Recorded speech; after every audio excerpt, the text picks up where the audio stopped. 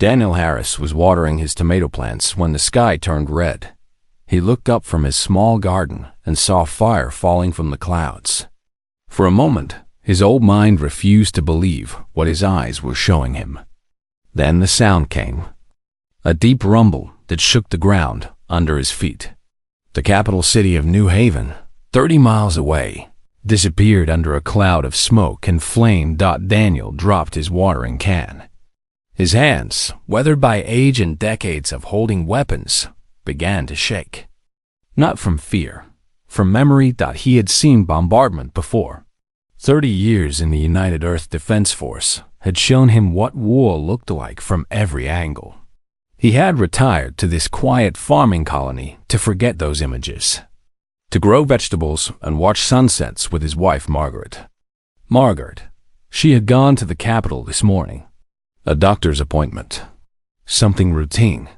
Daniel ran into his farmhouse and grabbed the old radio from the shelf. Static filled the air as he searched for any signal. Finally, a voice came through. Broken and terrified. This is Colonial Defense Command. We are under attack. Repeat, we are under attack. Unknown alien forces have entered our system. All civilians are ordered to seek shelter immediately. This is not a drill. God help us all. The message repeated. Daniel listened to it 3 times before turning off the radio. He walked to the window and watched more fire fall from the sky. Ships were descending now. Large, angular vessels that looked nothing like any human design. He tried calling Margaret's communicator. No response. He tried again and again until his fingers hurt from pressing the buttons. Nothing. The hours that followed were the longest of Daniel's life. He sat by his radio, listening to reports of destruction and death. The Colonial Defense Force fought bravely, but they were outnumbered and outgunned. Within 6 hours, organized resistance had collapsed. The invaders controlled the skies, the cities, and the major roads. They called themselves the Cathvari Dominion. Their commander broadcast a message in broken English. His name was Vextorok, and he declared New Haven conquered property of his empire. Humans were to surrender their weapons, remain in their homes, and await further orders. Resistance would be punished with death. The next morning, Daniel walked to the capital. It took him 8 hours on foot. The roads were blocked by burned vehicles and alien patrols. He moved through the forests and fields he knew so well, using skills he thought he had forgotten. When he reached the outskirts of the city, he saw what the bombs had done. The hospital where Margaret had her appointment was gone. Just a crater filled with rubble and ash. Daniel stood at the edge and stared into the hole for a long time. He did not cry. Something inside him had gone cold and hard, like metal cooling after being forged. He searched the area for survivors, but found none. The Caribbatari patrols were everywhere, tall creatures with gray skin and 4 arms. They carried weapons that hummed with strange energy. They looked at the humans they encountered with contempt, like farmers looking at insects. Daniel avoided them easily. Moving unseen was second nature to a man who had spent decades in special operations. He gathered information as he moved through the ruins. The aliens were setting up bases, organizing prisoners, establishing control. On his way back to the farm, he found others. A group of survivors was hiding in an old mining tunnel in the mountains. About 300 people, mostly civilians. They were led by a young woman in a torn military uniform. Her name was Captain Lavra Mitchell, and she had managed to evacuate these people before her unit was destroyed.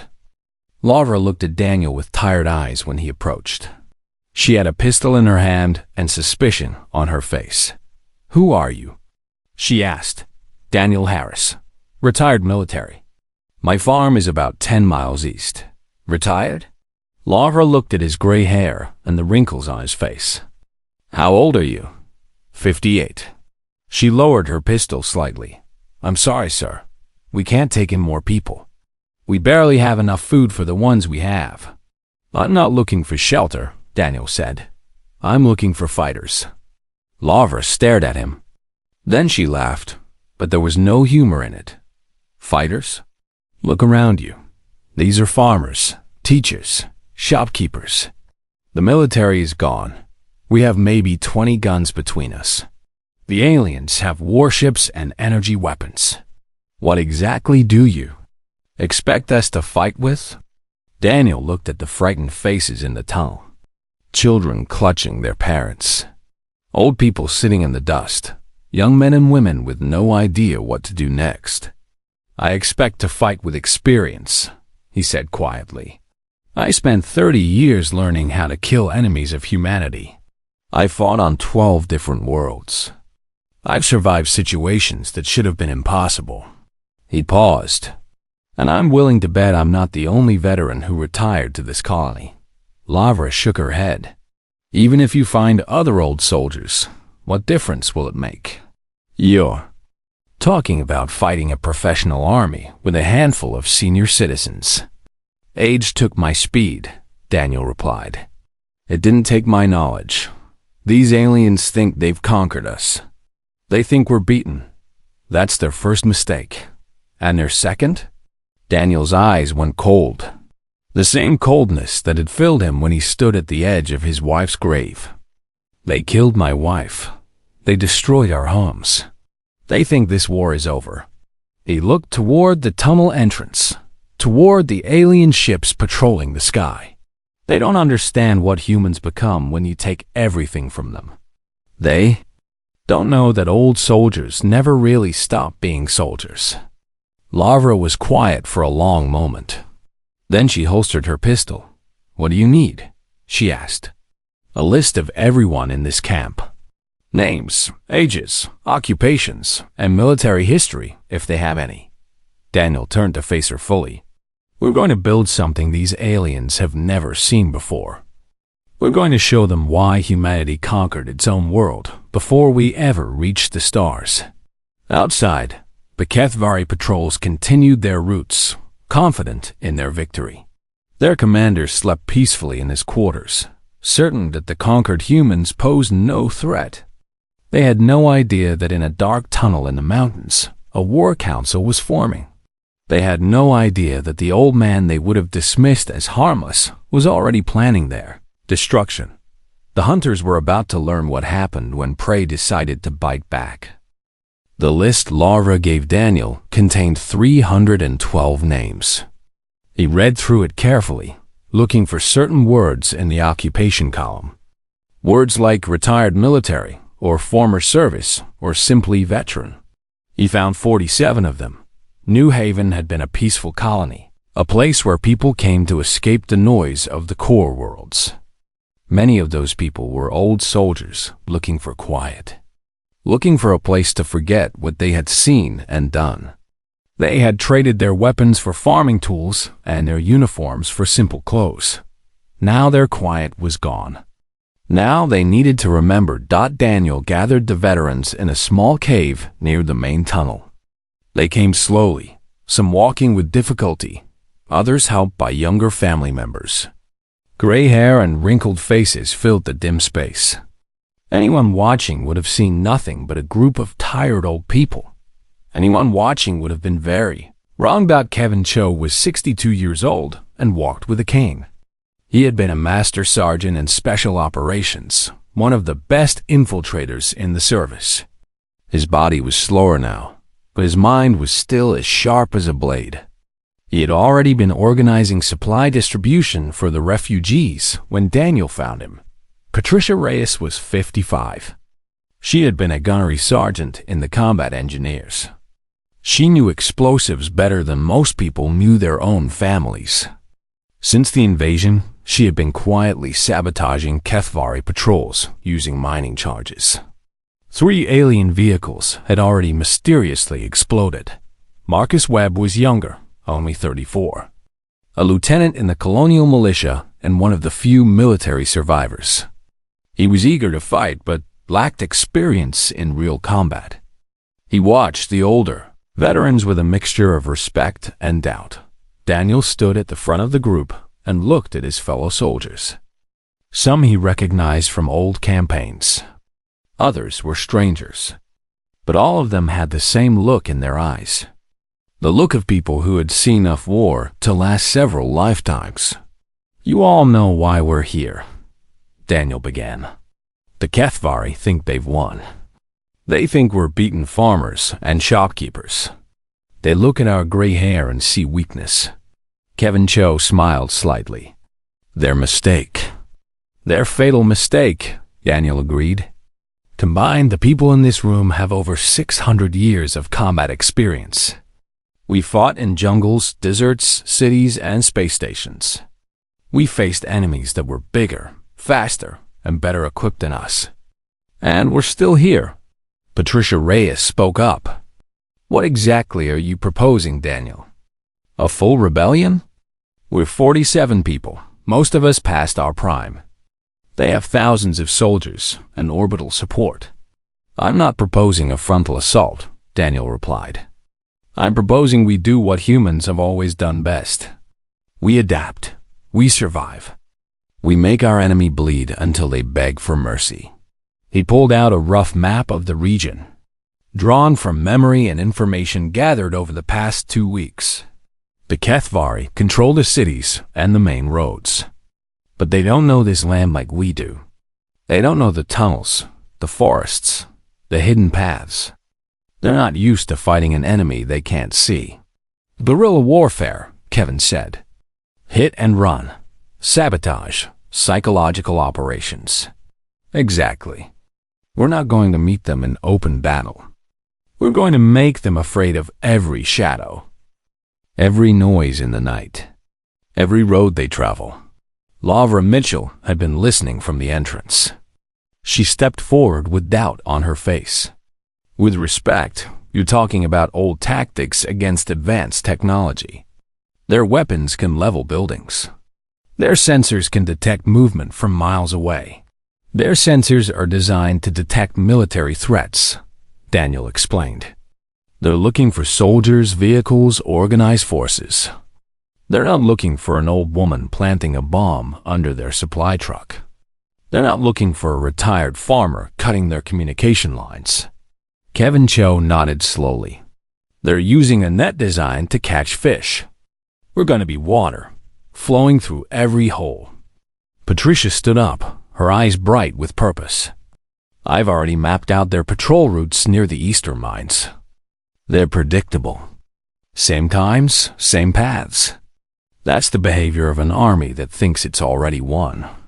And we're going to punish them for that arrogance," Daniel said. Over the next 2 weeks, the veterans began their work. They trained the younger survivors in basic tactics. Not enough to make them soldiers, but enough to make them useful. They gathered resources from the abandoned mines, the destroyed vehicles, the empty farms. Kevin Cho salvaged communication equipment and began intercepting HFY transmissions. The aliens were careless with their security, confident that the primitive humans couldn't decode their signals. Kevin had been breaking enemy codes for 40 years. He had their patrol schedules within days. Patricia Reyes turned the mining tunnels into a weapons factory. Chemical explosives, improvised grenades, simple but effective traps. She taught others how to make them, how to plant them, how to disappear before they detonated. Daniel coordinated everything, using skills he had developed over 3 decades of command. He was not the fastest anymore. He was not the strongest. But he could see patterns that others missed. He could predict enemy movements. He could turn weakness into strength that the HFY began to notice problems. Supply convoys disappeared. Patrols reported strange sounds in the night. 3 soldiers were found dead with no explanation. Commander Vextorek reviewed the reports with annoyance. "Local animals," he declared. "Perhaps some desperate survivors. Increase patrols and eliminate any humans found outside the designated zones." Sub-Commander Yethkara, his second-in-command, studied the reports more carefully. The pattern of attack suggested coordination. The method suggested training. She mentioned this to Vextorek. He dismissed her concerns. You give these creatures too much credit. They are farmers and workers. They have no military left. By next cycle, they will be properly subdued. Yet, Kara said nothing more, but she began paying closer attention to the reports. Something was not right. Back in the tunnels, Kevin Cho called an emergency meeting. He had intercepted an important message. The HFY were planning to transport human prisoners off-world. 200 people taken from the ruins of the capital. They were going to be shipped to HFY, space as slave labor. The transport would launch in 3 days. Daniel looked at the faces around him. Old faces, tired faces, faces that had already given so much. Then he thought about those prisoners. Mothers, fathers, children. People who would never see Earth again if the transport succeeded. "We can't let that ship leave," he said quietly. "It's heavily guarded," Kevin warned. "The spaceport has at least 200 soldiers. We'd be outnumbered 4-1.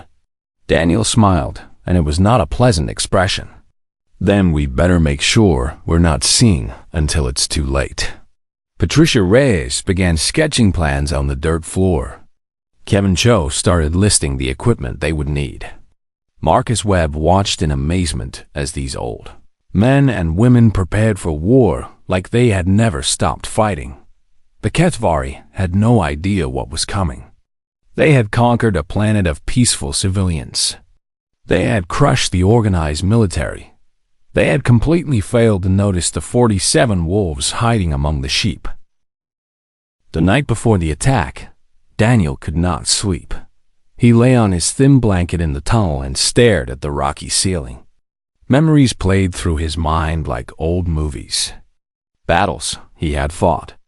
Friends he had lost.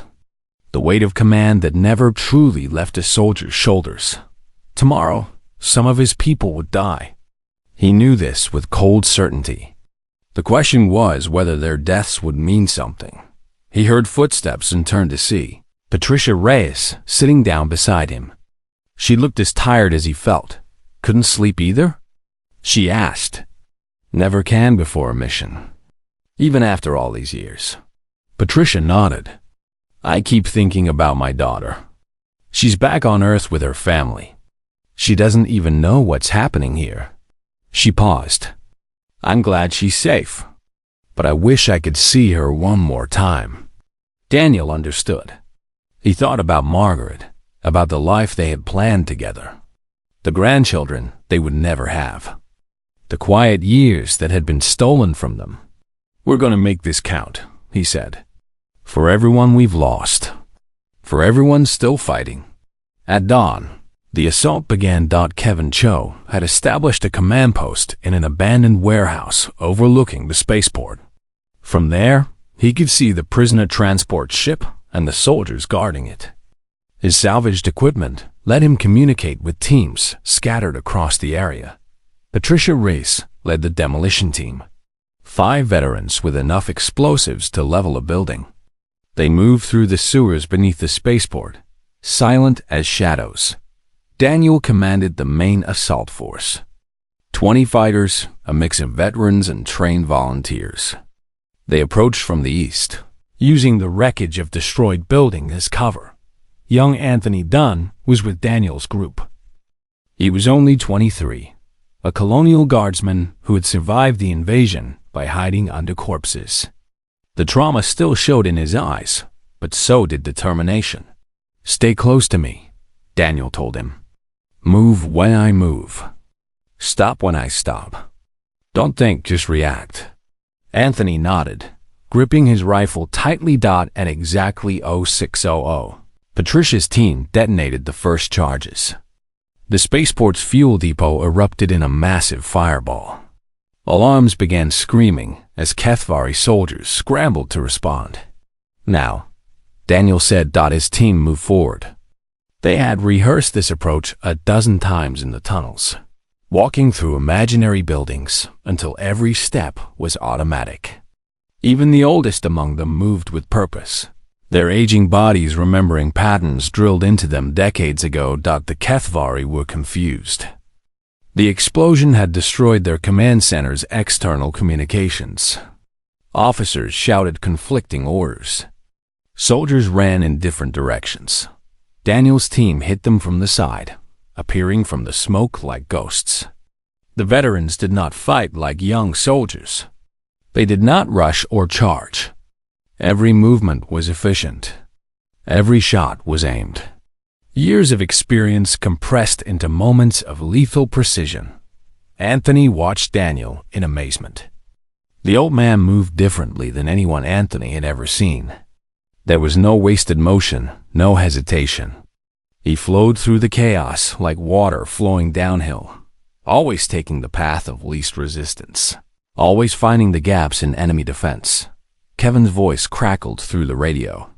Primary security force is moving to the fuel depot. Prison area has minimal guards. Window is open. Moving to the prisoners, Daniel replied. Patricia, how's the exit? Clear for now. We took out their vehicle depot. They'll have to chase us on foot. The prison area was a temporary structure near the transport ship. 200 humans sat inside, guarded by only a dozen soldiers. Most of the guards had run toward the explosion. Daniel's team hit the remaining guards fast and hard. In less than 3 minutes, the area was secure. Marcus Webb began, cutting the locks on the prisoner cages while others set up a defensive perimeter. The prisoners were confused, frightened, and weak from days of poor treatment. Among them, Daniel spotted a woman in torn medical clothes. Her name tag read, Christine Palmer, combat medic. Can you walk? Daniel asked her. Christine looked at the old man with the rifle, at the chaos around them, at the freedom being offered. I can do more than walk, she said. Give me a weapon.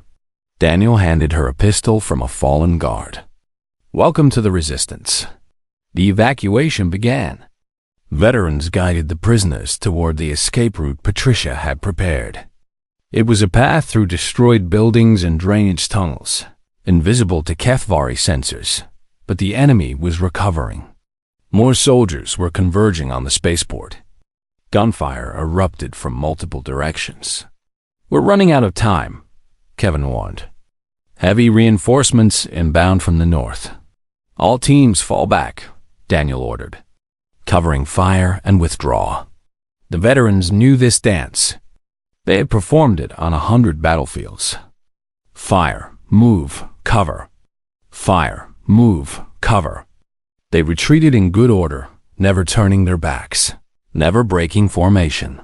3 of them did not make it. Henry Walsh, 64, former infantry sergeant, shot while covering the prisoner's escape.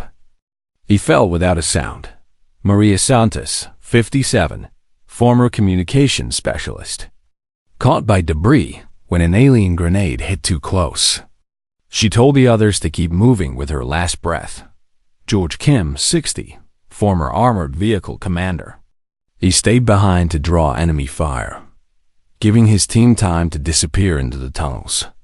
They heard his final radio transmission as he detonated his remaining explosives in the middle of an enemy squad. The survivors gathered in the deep tunnels, far from HFY pursuit. 203 prisoners rescued. 3 veterans lost. Countless enemy killed. Lavra Mitchell tended to the wounded while Christine Palmer organized the medical supplies they had captured. The refugees looked at the veterans with new eyes. These old men and women had done the impossible. Daniel sat apart from the others, cleaning his weapon. His hands were steady, but his heart was heavy. 3 friends gone. 3 empty spaces that would never be filled. Patricia sat beside him. Her face was streaked with dirt and blood, none of it her own. They knew the risks, she said quietly. They did. Doesn't make it easier. No, it never does. The next morning, Sub-Commander Yethkara reviewed the battle footage. What she saw disturbed her deeply. These were not desperate refugees fighting back. These were trained soldiers executing a professional military operation. The tactics were sophisticated. The coordination was precise. The enemy had used their environment perfectly, striking where the HFY were weakest. She brought the footage to Commander Vextoric. "Watch them move," she said. "These humans show military training. Real training. We are not facing scattered survivors. We are facing an organized resistance." Vextoric watched the footage. His forehands tightened with anger, but he refused to show fear. "So they have some trained fighters. They are still few, still weak. We will increase our security and crush them like insects.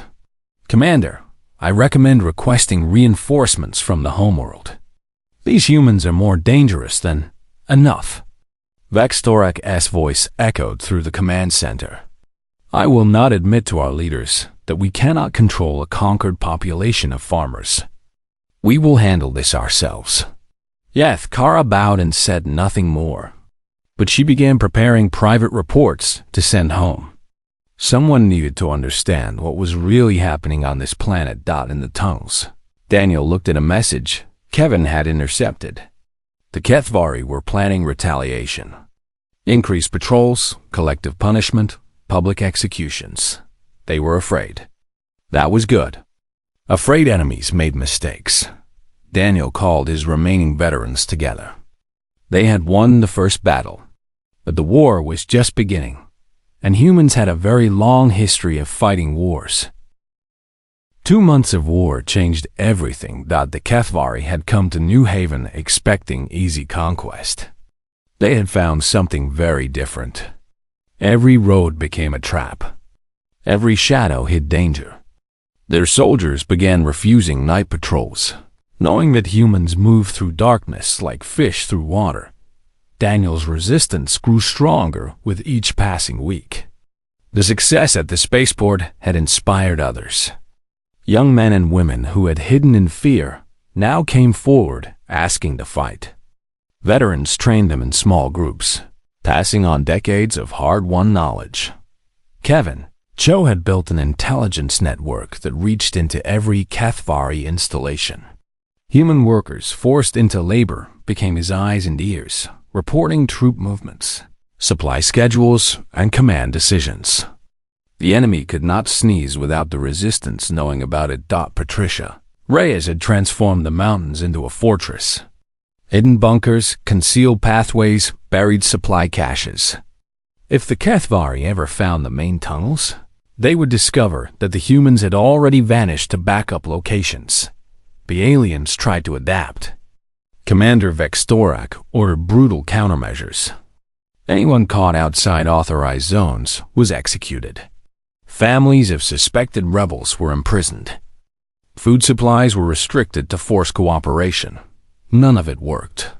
The resistance answered brutality with precision. When the HFY executed 10 prisoners, their commanding officer died the next day, killed by a sniper no one ever saw.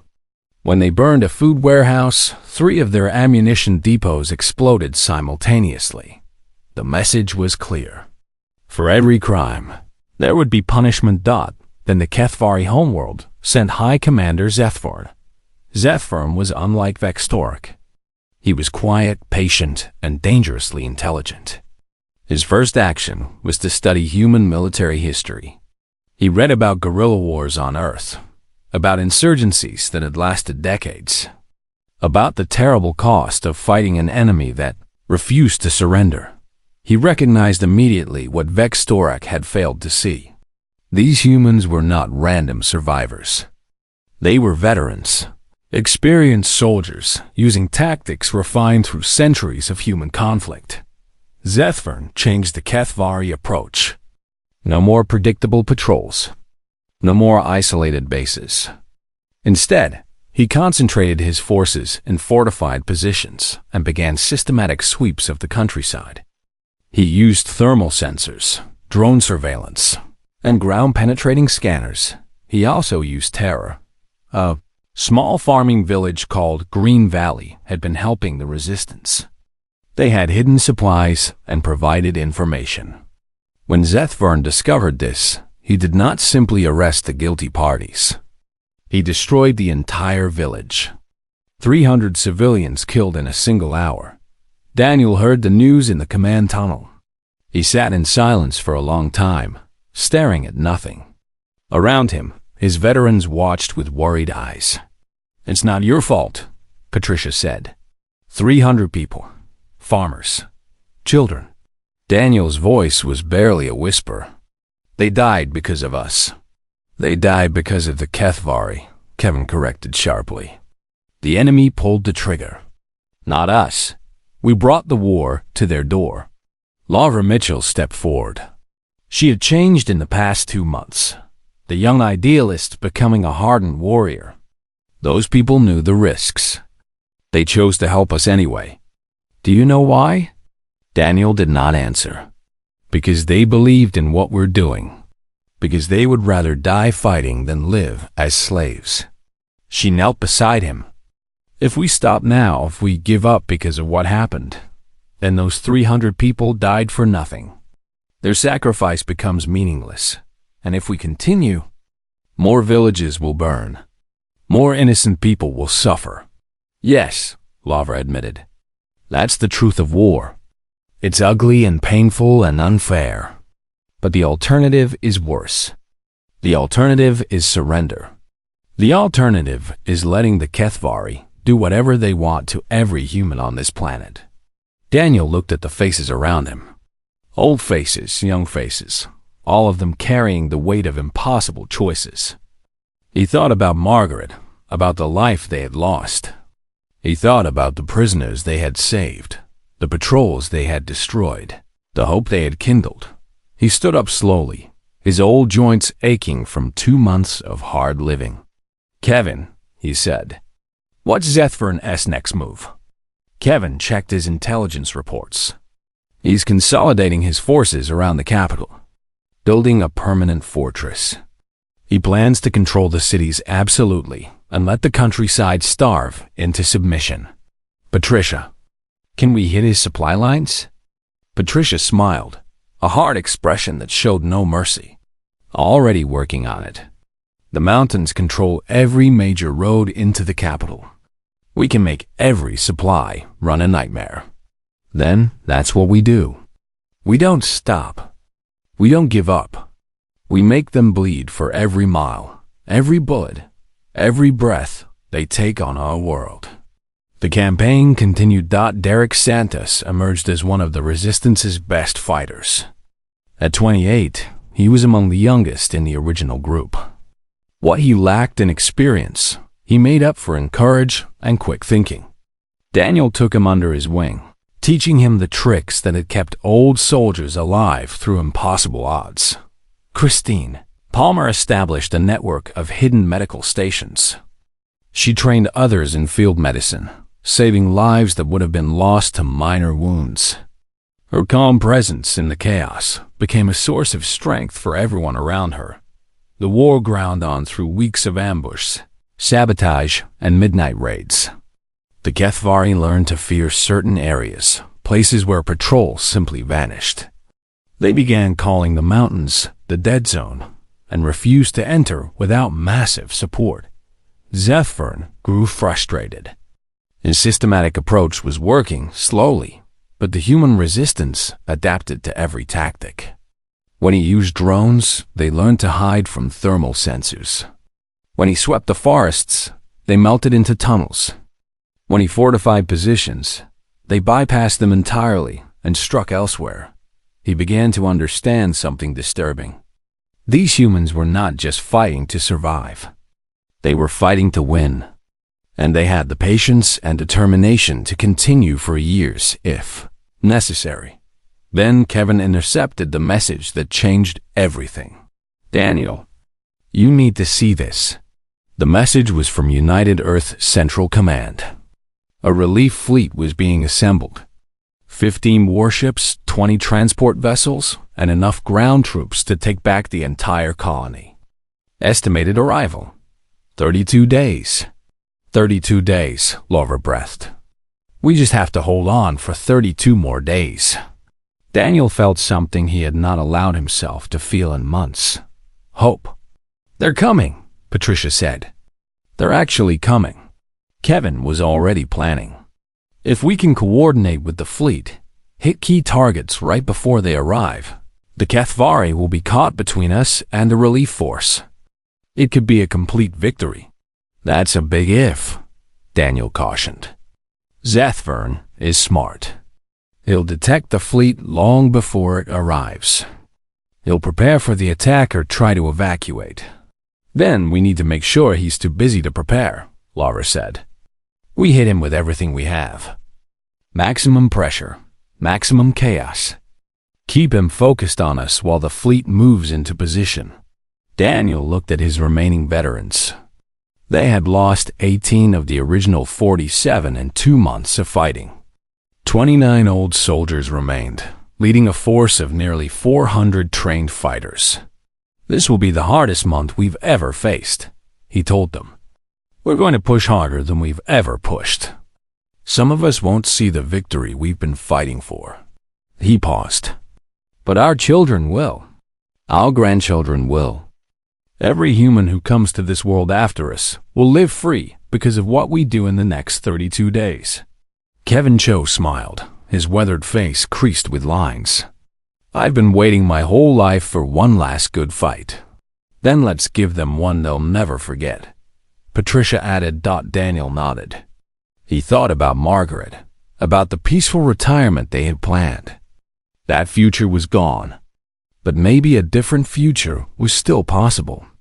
A future where humanity stood proud among the stars, where aliens learned to respect human strength. Send a message to all cells, he ordered. Tell them to prepare for Operation Reckoning. We're going to show these invaders exactly what happens when they underestimate humanity. The final battle was coming, and the old soldiers were ready to lead it. The sun rose red over New Haven. On the day of reckoning, Daniel stood at the entrance of the command tunnel and watched the sky lighten. Behind him, hundreds of fighters prepared for the most important battle of their lives. Some were veterans who had survived dozens of campaigns. Others were farmers who had picked up weapons only months ago. All of them were ready to fight. The plan was simple in concept and terrifying in execution. Simultaneous attacks on every major HFY position across the planet. Total commitment. No reserves. Every fighter, every weapon, every resource thrown into one massive assault. Kevin Cho had coordinated the timing down to the second. 23 different groups would strike at exactly the same moment, overwhelming the enemy's ability to respond. By the time Zethvern understood what was happening, his forces would be fighting on every front. It's time, Patricia said, appearing beside Daniel. She carried enough explosives to level the enemy command center by herself. Everyone is in position. Daniel nodded. He turned to face his people one last time. We've been fighting for 2.5 months, he said. We've lost friends, family, homes. We've sacrificed more than anyone should have to give. He paused, meeting their eyes. But we're still here. Still fighting. Still free. He raised his weapon. Today, we finish what we started. Today, we show these aliens that humanity cannot be conquered, cannot be broken, cannot be enslaved. His voice grew stronger. Today, we take back our world. The cheers that followed echoed through the tunnels like thunder at exactly 0600. New Haven exploded into war. Patricia's demolition teams hit the outer fortifications with devastating precision. Walls crumbled. Defense towers fell. Smoke and fire erupted across the enemy perimeter. Laura Mitchell led the assault on the eastern garrison, her fighters swarming through breaches in the wall before the HFY could mount a proper defense. They moved fast and hard, giving the enemy no time to organize. Marcus Webb attacked from the south with a force of young volunteers. What they lacked in experience, they made up for in passion. They knew they were fighting for their families, their homes, their future. And Daniel led the strike team toward the command center itself.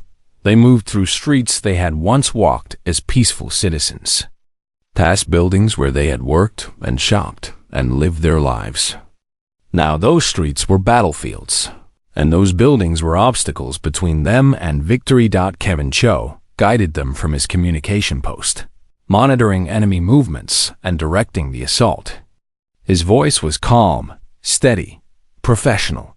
The voice of a man who had done this 1,000 times before. Patrol incoming from your left.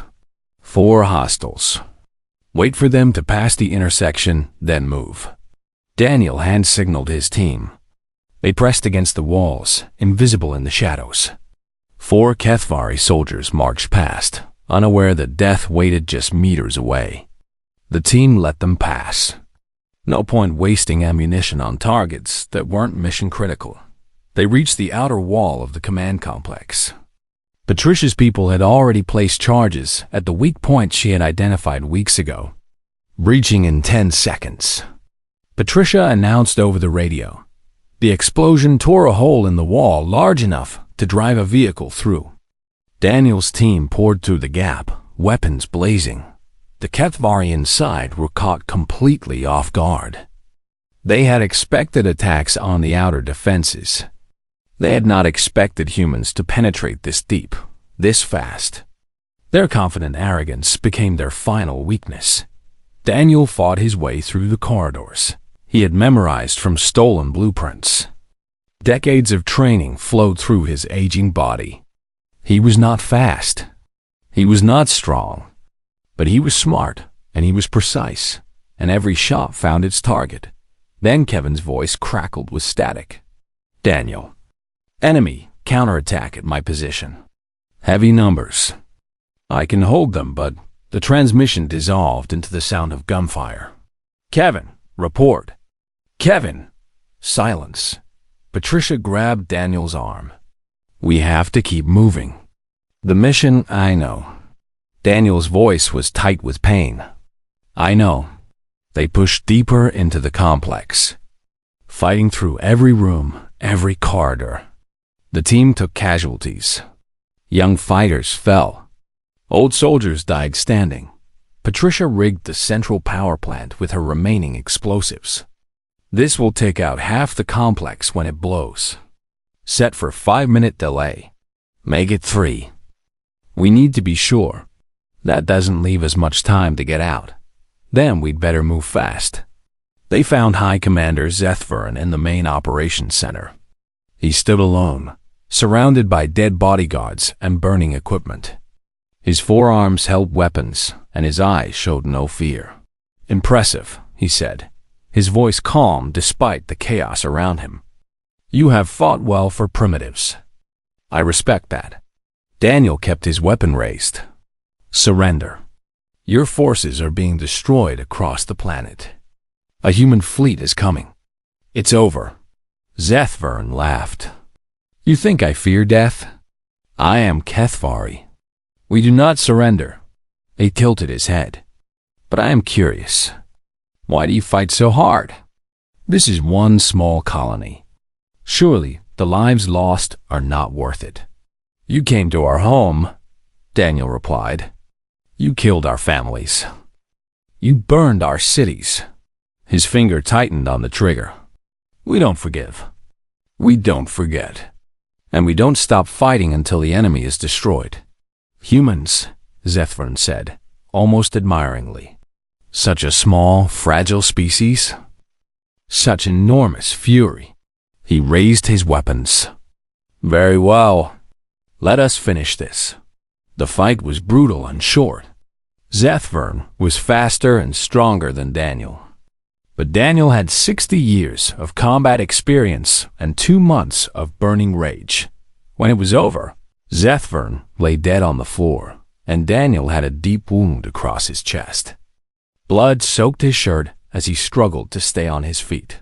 Patricia found him there. Her own arm was injured, hanging useless at her side. We need to go. The charges. How long? 90 seconds. Maybe less. They ran. Or tried to run. Their old bodies protested every step, every breath. Behind them, the explosives Patricia had planted began their countdown. They made it out of the complex just as the building erupted. The blast threw them forward, sent them tumbling across broken pavement. Heat washed over them, followed by falling debris. When Daniel opened his eyes, the command center was a flaming ruin. The HFY flag that had flown above it was gone. He looked up and saw something else. Ships in the sky. Human ships. The relief fleet had arrived. Patricia lay beside him, breathing but unconscious. He crawled to her side and checked her pulse. Weak but steady. The next hours passed in a blur. Human soldiers poured from landing craft, overwhelming the remaining HFY positions. The aliens, their command structure destroyed, began surrendering in groups. By sunset, the occupation was over. Daniel woke up in a field hospital. Laura Mitchell sat beside his bed, her face showing relief and exhaustion in equal measure. "You're alive," she said. "The doctors weren't sure you'd make it. Patricia? She recover. Lost the arm, but she's alive." Laura hesitated. Kevin didn't make it. He held his position until the end. Took 17 of them with him. Daniel closed his eyes. Another friend gone. Another empty space. The others? 23 veterans survived. We lost 112 fighters total. But Daniel, Laura's voice broke slightly. "We won. The HFY have surrendered. They're evacuating the system. It's over." Over. Such a small word for such a massive thing. Days later, Daniel stood before a memorial being built in the town square. Names were carved into stone. Veterans, volunteers, civilians who had given their lives. Kevin Cho, Patricia's arm. Hundreds of others. A young soldier approached him. She wore the uniform of the United Earth Defense Force, crisp and clean in a way that felt foreign after months of dirt and blood. "Sir," she said, "I have to ask, how did you do it? You were outnumbered, outgunned, facing an enemy with orbital superiority. How did 47 old soldiers lead a successful rebellion?" Daniel looked at the memorial, at the names of friends he would never see again. "They thought we were too old to fight," he said slowly. "They looked at our gray hair and our wrinkled faces and saw weakness. They forgot that age brings something more valuable than strength. What's that? Patience, knowledge, survival." Daniel turned to face her. "Old soldiers don't fade away. We just wait. And when someone pushes us far enough, threatens everything we love, we remember. We remember every battle we ever fought, every lesson we ever learned, every comrade we ever lost." He looked back at the ruined city, already beginning to rebuild. At the humans working together, alive and free because a handful of veterans had refused to surrender. "They underestimated humanity," he said. "They thought conquering us would be easy. They learned the truth too late." His eyes grew distant, seeing battles past and battles yet to come. "We are not a species that breaks. We are a species that bends and adapts and endures. And when the time comes, we strike back with everything we have." The young soldier nodded slowly, understanding dawning in her eyes. Daniel Harris, 68 years old, veteran of a dozen wars, survivor of the New Haven Rebellion, turned and walked toward his people. There was rebuilding to do, wounds to heal, a future to build. The HFY had learned a lesson their empire would never forget. Never underestimate humanity, and never, ever assume that old soldiers have forgotten how to fight.